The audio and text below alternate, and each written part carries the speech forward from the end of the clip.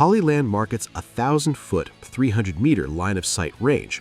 In my testing at a crowded local park with significant 2.4 gigahertz interference from nearby Wi-Fi and smartphones, I found the functional range to be closer to 150 to 200 feet. Real-world testing. I had a subject walk behind a thick oak tree at about 100 feet away. The signal didn't just jitter, it dropped momentarily. This is a standard limitation of the 2.4 gigahertz band, but it's important to note because the Lark M2 lacks internal onboard recording. Unlike the DJI Mic 2 or Rode Wireless Pro, if you lose the wireless link, that audio is gone forever. This is where Hollyland earns its keep as a vlogger tool rather than a cinema tool. Technical depth. Audio quality.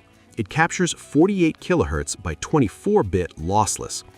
ENC, environmental noise cancellation. I tested this next to a busy intersection. The strong setting is aggressive. It removes the traffic, but it makes the human voice sound slightly robotic and compressed. The weak setting, however, is a masterpiece for quick turnaround social media content where you don't have time for post-processing in Adobe Podcast.